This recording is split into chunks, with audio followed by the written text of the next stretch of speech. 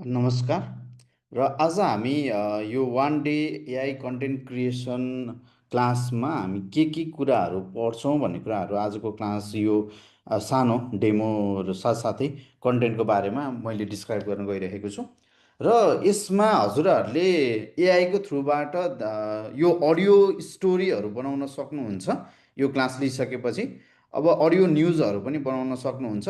अब जसरी हामी नेपालीमा अडियोहरू हाम्रो बोल्दाखेरिको जुन अडियो आउँछ, नेचुरल अडियो आउँछ हाम्रो नेपाली ल्याङ्ग्वेजको, त्यसरी नै हामी अडियो जेनेरेट गर्न सक्छौँ। यसमा कुनै पनि रोबोटिक साउन्डहरू आउँदैन। त्यसरी नै कुनै पनि अडियो स्टोरीहरू पनि बताउन सक्छौँ एआईको थ्रुबाट, र न्यारेसन्सहरू पनि क्रिएट गर्न सक्छौँ। यसमा हामी टेक्स्ट टु भोइस पनि युज गर्छौँ र यसमा भोइस डिजाइनहरू पनि हामीले गर्न सक्छौँ।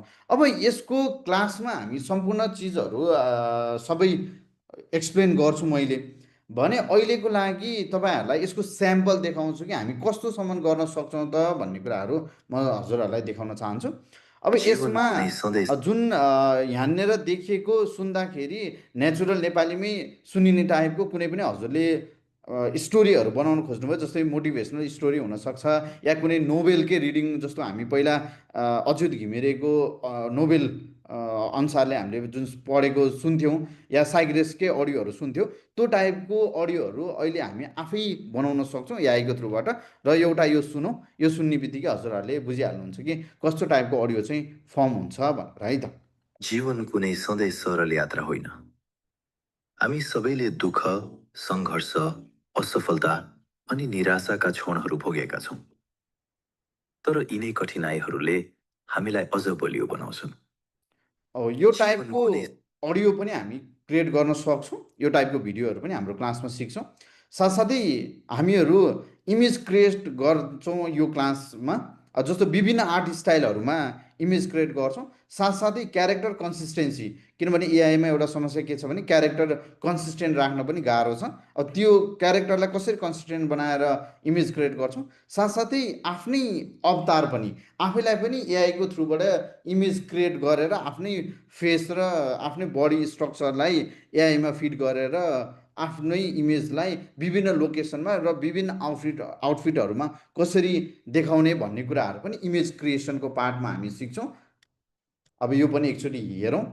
यो टाइपको इमेजेसहरू, जस्तो अब यो इमेज एउटा मैले फेसको मात्र लिएको थिएँ र उसको डिफ्रेन्ट लोकेसनमा, भनौँ डिफ्रेन्ट लोकेसनमा त्यही एउटै क्यारेक्टरलाई कन्सिस्टेन्ट राखेर डिफ्रेन्ट लोकेसनमा यसरी पनि देखाउन सक्नुहुन्छ, है त। यो टाइपको पनि अब हामीले एआईको थ्रुबाट आफ्नै अवतार पनि जेनेरेट गर्न सक्छौँ र इमेजहरू क्रिएट गर्न सक्छौँ विथ डिफ्रेन्ट आर्ट स्टाइल। अब यहाँनिर आर्ट स्टाइलहरू पनि देख्न सक्नुहुन्छ। यो सबै आर्ट स्टाइलहरू हुन्। यो आर्ट स्टाइलहरू अनुसारले हामीले के गर्न सक्छौँ, इमेजहरू क्रिएट गर्न सक्छौँ। यो कुराहरू पनि इमेज कसरी क्रिएट गर्ने त, किनभने यसको तरिका हुन्छ इमेज क्रिएट गर्ने पनि। अब त्यो एउटा रुल्स र हामी त्यही अनुसार फलो गरेर प्रम्प्ट गर्दै, अब त्यसको प्रम्प्टिङ एउटा गाइडलाइन हुन्छ, त्यो अनुसारले हामी के गर्छौँ, इमेजहरू क्रिएट गर्छौँ। हामीले चाहेको जस्तो इमेजहरू क्रिएट गर्छौँ। र साथसाथै हामीले यो वान डेको क्लासमा सङ क्रिएसनको पार्ट पनि हेर्छौँ। यसमा हामी ठ्याक्क हामी नेपालीले नै गाए जस्तो या ह्युमन भोइसमै गाउने तरिकाको गीत, किनभने धेरै जसो गीतहरू अलिकति रोबोटिक या एआई जेनेरेटेड जस्तो सुनिन्छ, एआई जेनेरेट गरेको गीतहरू। तर हामी एआई जेनेरेटेड गीतहरू एआई जस्तो नसुनिकन ह्युमनले नै गाए जस्तो पनि बनाउन मिल्छ। अब यो एउटा सुन्न सक्नुहुन्छ, यो मैले एआईबाटै जेनेरेट गरेको गीत हो।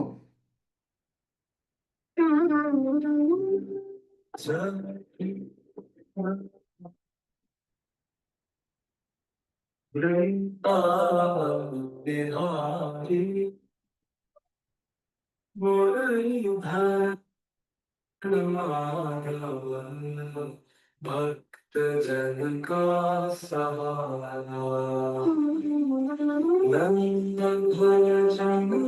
अब यस्तो गीतहरू बनाउने बेलामा हजुरले भोइस पनि सेलेक्ट गर्न मिल्छ, म्युजिकल इन्स्ट्रुमेन्टहरू पनि, अब मादलबाट गर्ने के, सितारबाट गर्ने कि, कुन तरिकाको कुन इन्स्ट्रुमेन्टहरू युज गर्ने, सबै कुराहरू डिफाइन गरेर एउटा गीत पनि कम्पोज गर्न मिल्छ, है त। अब यो क्लासमा हामीले यो कुराहरू पनि सिक्छौँ। र साथसाथै एआई बेस्ड भिडियो एड्सहरू जुन अहिलेको समयमा कुनै पनि कर्पोरेट गर्लहरू बसेर अनि एउटा कुनै अर्गनाइजेसन कन्सल्टेन्सीको या कुनै पनि बिजनेस अर्गनाइजेसनको एक्सप्लेन गरेको हामीले भिडियो एड्सहरू देख्यौँ। सक्नुहुनेछ। यो टाइपको पनि हामी अबको समयमा यो वान डेकै क्लासमा सिक्छौँ है त। अब त्यसपछि हामी graphic design, AI based graphic design पनि सिक्छौँ। र यो एआई बेस्ड ग्राफिक डिजाइनमा यदि हजुरको आफ्नो बिजनेस अर्गनाइजेसन छ भने त्यो बिजनेस अर्गनाइजेसनमा फेसबुकका पोस्टहरू गर्नुपर्ने हुन्छ।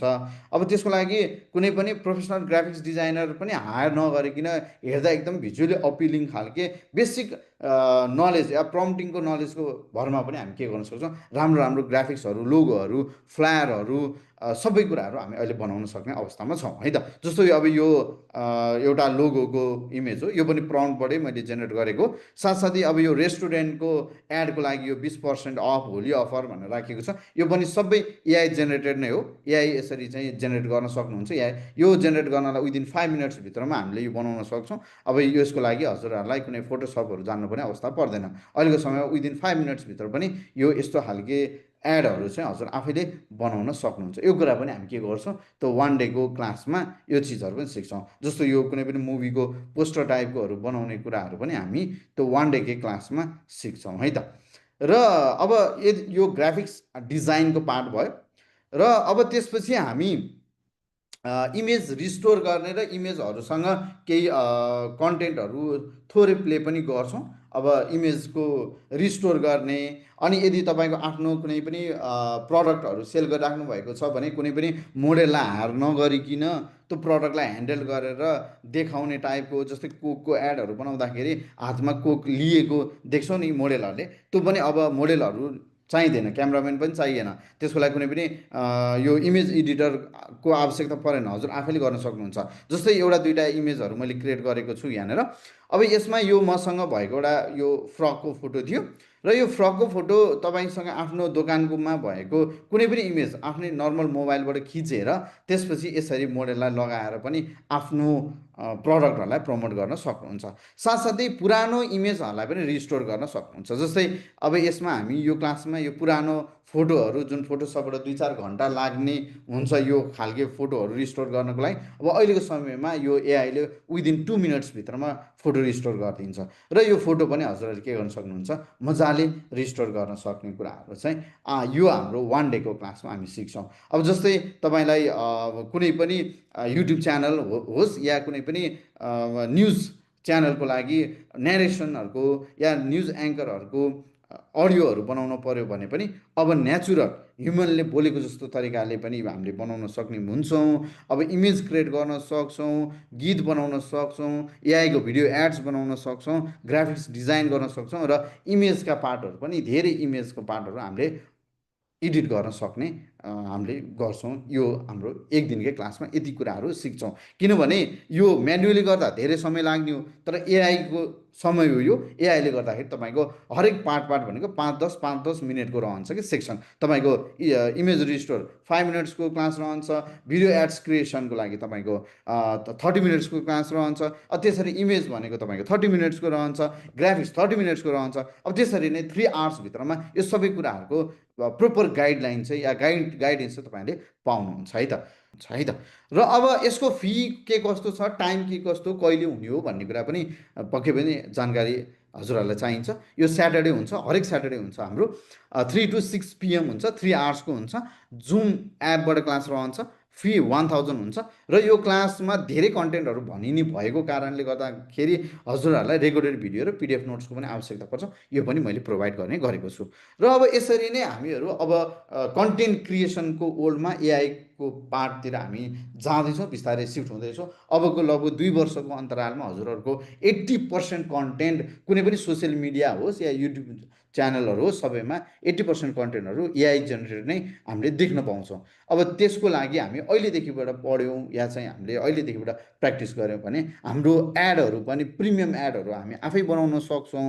हाम्रो बिजनेसको लागि पोस्टहरू आफै क्रिएट गर्न सक्छौँ, या इन्भिटेसनहरू आफै डिजाइन गर्न सक्छौँ, फ्ल्यायर फ्लायरहरू आफै डिजाइन गर्न सक्छौँ, अब भिडियोहरू बनाउन सक्छौँ, इमेजहरू क्रिएट गर्न सक्छौँ र धेरै कामहरू हामीले अहिलेको समयमा गर्न सक्ने भइसकेको छौँ। र अब यति भन्दै आजको यो सानो एउटा डेमो पार्टलाई चाहिँ मैले अन्त्य गर्न चाहेँ। अब हजुरहरूले क्लास लिनको लागि हाम्रो फेसबुक पेजमा म्यासेज चाहिँ गर्नु होला है त। हस् त, धन्यवाद।